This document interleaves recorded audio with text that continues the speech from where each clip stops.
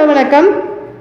நாட்டின் சொத்தில் இஸ்லாமியர்களுக்கே முதல் அதிகாரம் என காங்கிரஸ் ஆட்சியில் சொன்னதாக கூறி காங்கிரஸ் கட்சி ஆட்சிக்கு வந்தால் இந்துக்களின் சொத்துக்கள் இஸ்லாமியர்களுக்கு கொடுக்கப்படும் என ராஜஸ்தான் பரப்புரையில் பிரதமர் மோடி பேசியது சர்ச்சையாகி உள்ளது. அவர் தனது பிரச்சாரத்தில் இஸ்லாமியர்களை கடுமையாக விமர்சனம் செய்து விவாதங்களை ஏற்படுத்தி வந்துள்ளது. நாடு முழுக்க லோக்சபா தேர்தல் திருவிழா பிரம்மாண்டமாக நடந்து வருகிறது. கடந்த 2019ஆம் ஆண்டை போலவே இந்த முறையும் நாடு முழுவதும் 7 கட்டங்களாக தேர்தல் நடைபெறுகிறது. கடந்த வெள்ளிக்கிழமை 2024 மக்களவைத் தேர்தலுக்கான முதற்கட்ட வாக்குப்பதிவு நடந்தது. தமிழ்நாட்டில் 39 தொகுதிகள் மற்றும் புதுச்சேரியில் முதற்கட்ட வாக்குப்பதிவு நடந்தது. தமிழ்நாட்டில் மொத்தம் 950 வேட்பாளர்கள் களத்தில் உள்ளனர். நாடு முழுவதும் 21 மாநிலங்களில் உள்ள 102 லோக்சபா தொகுதிகளுக்கு முதற்கட்டமாக தேர்தல் நடந்துள்ளது. இரண்டாம் தேர்தல் பல்வேறு மாநிலங்களிலும் வரும் 26ஆம் தேதி நடக்கும் என்ற நிலையில் ராஜஸ்தானிலும் தேர்தல் நடக்க உள்ளது. பாஜக மற்றும் காங்கிரஸ் நேரடியாக மோதும் மாநிலங்களில் ராஜஸ்தானும் ஒன்று. அங்கிருந்து மொத்தம் 25 எம்பிக்கள் நாடாளுமன்ற தேர்வாவார்கள். இதனால் அங்கு தீவிரமான பிரச்சாரம் நடந்து வருகிறது.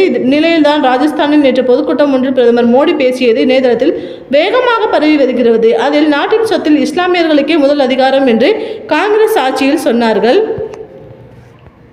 அதன் பிறகு அவர்கள் இந்த செல்வத்தை அதிக குழந்தைகளை பெற்றவர்களுக்கும் ஊடுருவல்காரர்களுக்கும் பயந்தளித்தார்கள். நீங்கள் கஷ்டப்பட்டு சம்பாதித்ததை ஊடுருவியர்களுக்கு தர போகிறார்களா? இஸ்லாமியர்கள் ஊடுருவல்காரர்கள்.